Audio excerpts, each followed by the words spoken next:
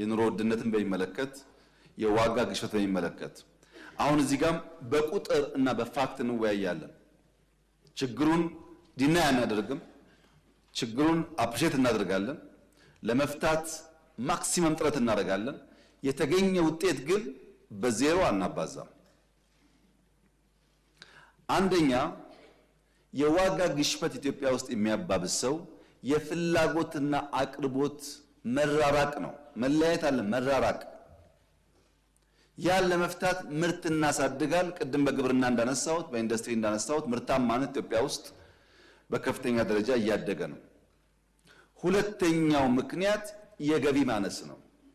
ሰው ያለው ገቢ በጣም ውስን ስለሆነ ለማውጣት የሚገደድባቸው ዋና ዋና አስገዳጅ ኤሪያዎች ካለው ገቢ ጋር አይመጣጠኑም።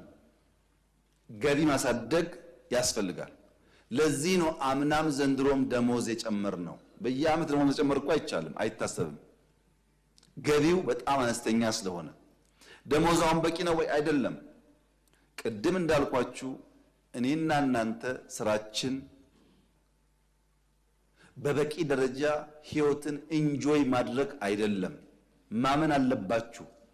እኔና እናንተ በቀን 2 እየበላን በቀን 3 የሚበላ ትውልድ መፍጠር፣ እኔና እናንተ ዕዳ እየከፈል የዕዳ ቀንበር ያልተጫነው ሀገርና ትውልድ መፍጠር ነው እንጂ ከነበርንበት አረንቋ አንጻር ኦቨርናይት ገቢው ያደገ ችግር የማይታይበት ኑሮ ለዚህኛው ትውልድ ማምጣት አይቻልም። ልጆቻችን ግን ከዛ እንዲወጡ ማድረግ እንችላለን።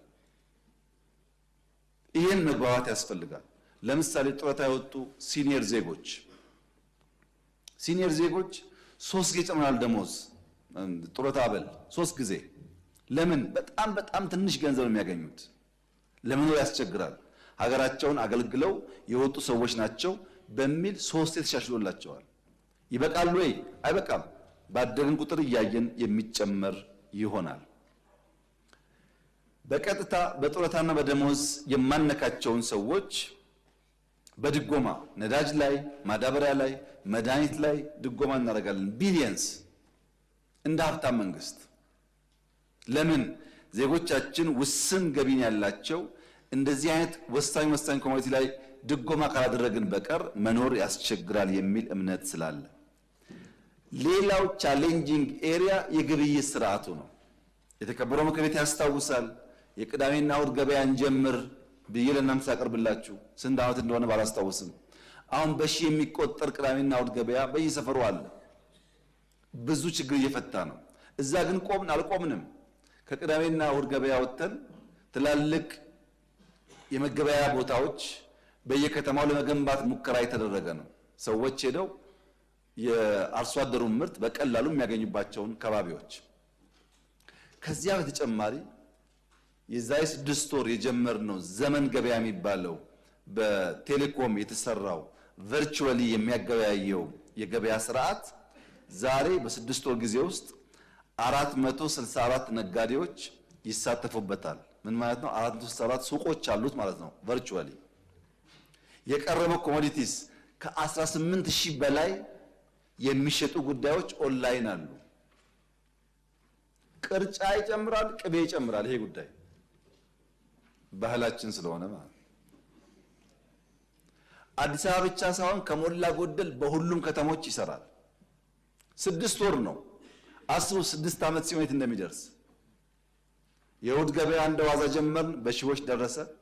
በየሜዳ ከምንሰጣ ቦታና በጅለታልን መስራት ጀመር። በዚያ ከምንቆም ቴክኖሎጂ እንጠቀማል። እሱም እድገቱ በጣም ተስፋ የሚሰጥ ነው።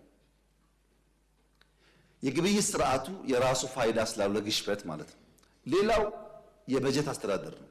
ቀደም እንዳነሳሁት ከዚህ ቀደም የነበረ ሁኔታ ዴፊሲት ሲኖር ከናሽናል ባንክ እንበደራለን፣ ብር ይታተማል፣ እሱ ገበያ ውስጥ ይረጫል። የራሱ የሆነ ኔጋቲቭ ኢምፓክት ነበረው።